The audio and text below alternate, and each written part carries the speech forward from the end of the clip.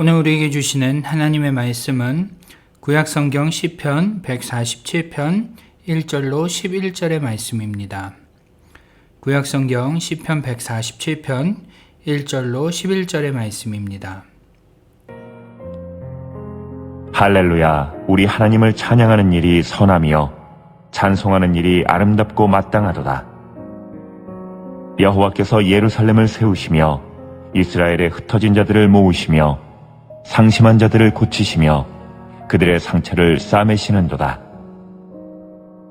그가 별들의 수요를 세시고 그것들을 다 이름대로 부르시는도다.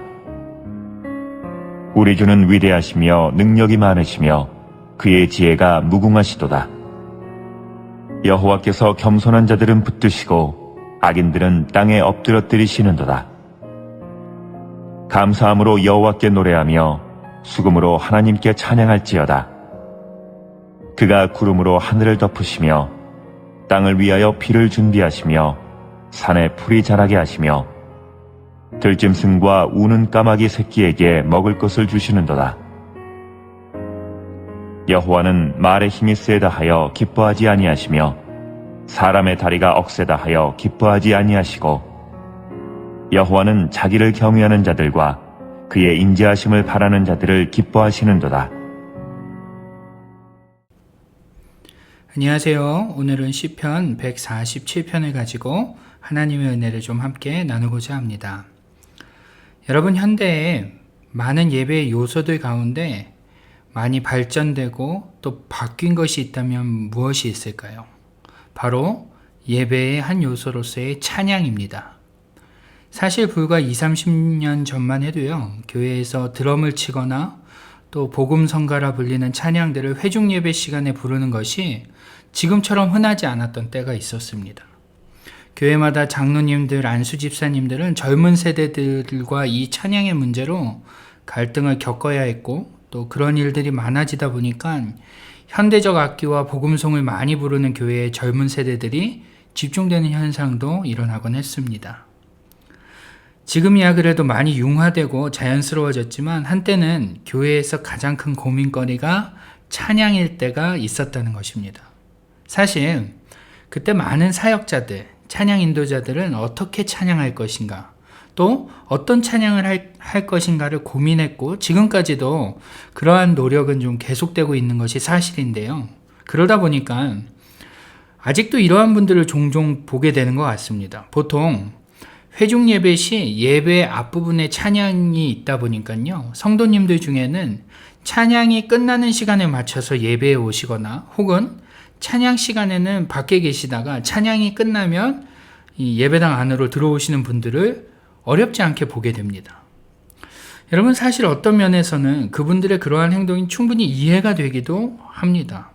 아마 그분들은 개인적으로 찬양이 자신의 정서에 잘 맞지 않거나 혹은 찬양하는 행위가 쑥스럽거나 하신 분들도 있는 것 같습니다.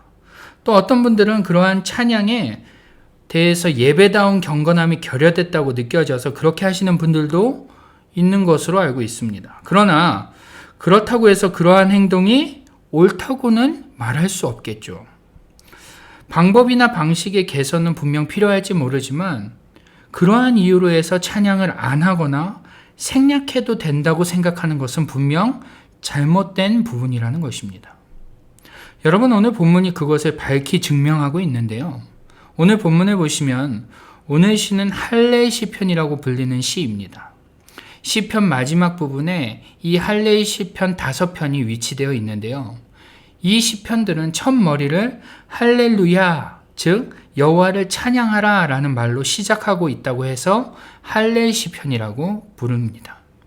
오늘 본문 1절을 보시면 시인은 명령형으로 명령문으로 지금 말하고 있는 것을 볼 수 있는데요. 1절의 내용을 조금 더 잘 세밀히 살펴보면 시인은 하나님을 찬양하라 라고 말하면서 하나님을 찬양하는 것이 선하고 아름다운 일이며 마땅하다라고 일축합니다. 다시 말해 하나님을 찬양하는 것은 선하고 아름다운 일로서 그렇게 하는 것은 당연하다는 것입니다. 여러분, 어째서 시인은 이렇게 당당하게도 모든 사람들에게 하나님을 찬양하는 것이 선하고 아름다우며 당연한 일이다 라고 선언하고 있는 것일까요? 여러분, 사람들 중에는 더러 이러한 사람도 있지 않겠습니까? 한번 예를 들어 보면요, 제게 슬픈 일이 있다고, 힘든 일이 있다고 한번 가정해 보시죠. 도저히 찬양을 하는 것이 불가능해 보이는데 시인은 그러한 저에게 지금 뭐라고 말하는 것입니까? 하나님을 찬양하는 것이 당연하다는 것입니다. 너의 상황이 지금 슬프고 힘들어도 하나님을 찬양하는 것은 선하고 아름다운 일이며 당연한 일이다 라고 말하고 있는 것이죠. 자기가 뭔데 찬양에 대해서 그렇게 정의하고 있는 것일까요? 자기는 얼마든지 그럴 수 있을지 몰라도요, 다른 누군가는 하나님을 찬양하는 것이 당연하지 않은 일일 수도 분명 있을 텐데 시인은 그럼에도 모두에게 하나님을 찬양하는 것이 당연하다라고 말하고 있는 것입니다.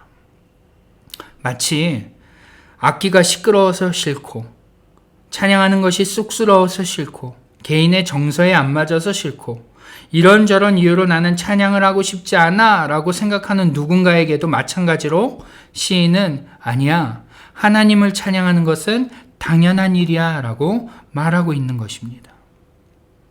왜 시인은 이토록 그것이 당연하다고, 그리고 선하고 아름다운 일이라고 할까요? 그에 대해서 시인은 바로 이어서 2절부터 6절을 보시면 그 이유를 설명하고 있는데요.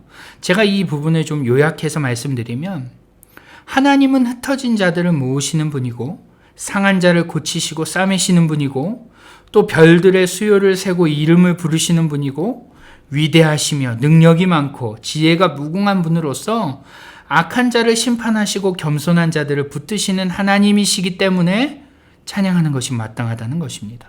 즉, 전지전능하신 분으로서 그분은 공의롭고 선하시며 인자하시고 자신들을 고치시는 분이시기 때문이라는 것입니다. 한마디로 말하면 하나님은 좋은 분이기 때문이라는 것이죠. 물론 이러한 시인의 논리가 이해가 됩니다. 그러나 다른 한편으로 생각해 보면 좀 억지스러운 게 아닌가라는 생각도 듭니다. 왜요? 나는 아직 싸매시는 하나님, 나는 아직 고치시는 하나님, 능력이 많으신 하나님을 경험해 보지 못했는데 왜 나한테도 그 하나님을 찬양하는 것이 당연하다고 말하고 있지? 이런 생각을 할 수 있기 때문입니다. 그런데 오늘 본문에는 이러한 논리가 한 번 더 반복되어 나오는데요. 7절을 보시면요, 다시 한번 시인은 하나님을 찬양하라 라고 말하면서 이번에는 감사함으로 찬양하고 수금을 사용해서 찬양하라 라고 말합니다. 명령합니다. 그리고 또다시 그 이유에 대해서 8절부터 11절까지 이유를 이야기하는데, 이번에는 하나님은 만물을 창조하시고 운행하는 분이시기 때문에, 또 전쟁을 위한 말도 군사도 필요 없는 위대한 분이시기 때문에 찬양하라는 것이죠.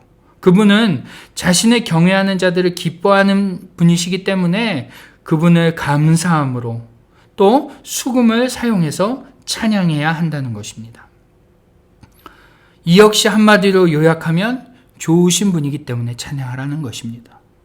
여러분, 이 시에서 시인은 모든 사람들에게 자신이 개인적으로 경험한 하나님을 마치 주입해서 막 쇠뇌시켜서 찬양하게끔 하는 인상을 주고 있는 것이 사실입니다. 자신이 개인적으로 경험한 하나님이 모두에게 동일한 하나님인 양 여기면서, 그러니 그 하나님을 감사함으로 찬양하고 수금을 사용해서 찬양하는 것은 마땅히 선하고 아름다운 일이다 라고 말하고 있는 것처럼 보인다는 것입니다. 그러나 여러분, 이 시의 반전은 바로 이 시가 이스라엘이 바벨론 포로기에서 돌아온 후에 쓰여졌다는 것입니다. 이게 무슨 말이냐면요, 지금 그들은 비록 자신들의 땅으로 돌아오기는 했지만 그들의 땅은 여전히 황폐한 상태였음을 말하는 것입니다. 또 그들이 다시 모이기는 했지만 여전히 흩어져 있는 상태였음을 말하며 척박한 땅에서 살 길이 막막한 상태였음을 의미합니다. 또 여전히 그들을 포로로 삼았던 나라는 견고하며 결코 무너지지 않을 것 같은 상태였음을 의미하는 말입니다. 그러한 상황 속에서 시인은 자신들을 모으시고 싸매시며 고치시며 악한 자를 벌하시며 만물을 운행하시고 하나님 당신을 경외하는 자를 기뻐하시는 하나님을 찬양하는 것은 당연한 일이다라고 고백하고 있다는 것입니다. 즉 시인은 자신이 모두 경험한 하나님을 찬양하고 있는 것이 아니라 아직 경험하지 못한 또는 부분적으로 경험한 그 하나님을 찬양하면서 그렇게 하는 것이 당연한 것이고 선하고 아름다운 일이며 또 그 하나님을 감사함으로 수금을 사용하여 찬양하는 것이 당연하다고 말하고 있는 것입니다. 여러분, 이것을 통해 우리가 알 수 있는 것이 무엇입니까? 바로 찬양이라는 것은 신앙 고백이라는 것입니다. 여러분, 우리는 흔히 찬양을 하나님과 기브앤테이크로 생각하는 경향이 있습니다. 하나님과의 기브앤테이크. 그래서 나에게 하나님께서 은혜 주시고 하나님께서 나에게 좋은 일이 생기게 해주시면 나는 무엇을 드리는 겁니까? 찬양을 드리는 것이죠. 우리는 찬양을 이러한 식으로 이해하기 쉽습니다. 그러나 우리의 삶에 하나님을 찬양하는 것이 선하고 아름다우며 마땅한 이유는요, 찬양은 곧 신앙 고백이 되기 때문에 그렇다는 것입니다. 아직 경험하지 않은 하나님, 아직 깨닫지 못한 은혜, 아직 나는 그분에 대해서 전적인 믿음이 생긴 것은 아니지만 하나님을 찬양함을 통해서 그 믿음을 견고히 할 수 있기 때문에 하나님을 찬양하는 것은 당연하다라는 것입니다. 여러분, 찬양에 대해서 드릴 말씀이 참 많습니다. 그러나 시간 관계상 다 말씀드릴 수는 없지만요, 오늘 우리는 이것 하나를 꼭 기억했으면 좋겠습니다. 뭐요? 바로 찬양은 하나님과의 기브앤테이크가 아니라는 것입니다. 하나님은 시인의 고백처럼 존재 자체만으로 찬양받으시기에 합당한 분이십니다. 그러나 더 나아가서 우리가 그러한 하나님께 찬양해야 하는 또 다른 이유는 바로 그 찬양이 우리의 믿음을 더욱 견고히 할 수 있는 신앙 고백이 되기 때문입니다. 사랑하는 성도 여러분, 오늘 하나님을 찬양하는 일은 선하고 아름다우며 마땅한 일입니다. 또 그 하나님을 내적으로 감사함을 가지고 또 외적으로는 악기를 사용하여 찬양하는 것은 아주 마땅한 일입니다. 왜 그렇죠? 찬양을 통해 하나님을 향한 믿음이 더욱 견고해질 수 있기 때문에, 찬양을 통해서 아직 경험하지 못한 하나님을 견고히 붙잡을 수 있기 때문에 그렇습니다. 여러분, 오늘도 여러분의 삶에서 이 마땅한 일들이 가득 일어나기를 주님의 이름으로 축원합니다. 여러분, 찬양하십시오. 찬송가도 좋습니다. 또 복음성 가면 어떻습니까? 또 멜로디가 없으면 어떻습니까? 하나님을 찬양할 때 우리의 믿음이 더욱 견고해질 것입니다. 오늘도 그 하나님을 전심으로 찬양하는 저와 여러분의 삶이 되기를 주님의 이름으로 축복합니다. 아멘. 기도하겠습니다. 하나님 아버지, 오늘 우리가 하나님을 찬양하는 이 할렐 시편을 통하여 다시금 찬양의 개념을 생각해보며 의미를 되새겨봅니다. 하나님, 우리는 하나님을 찬양할 때 기브앤테이크로 나에게 어떠한 것을 주셔서 나는 하나님께 어떠한 찬양으로 보답하는 식으로 이 찬양을 이해할 때가 많았음을 주님 고백합니다. 그러나 우리가 하나님을 찬양하는 일이 마땅한 이유는 먼저는 하나님은 존재 자체만으로 찬양받으시기에 합당하신 분이시며 동시에 그렇게 하나님을 찬양하는 것을 통해서 우리의 믿음이 더욱 견고해지기 때문입니다.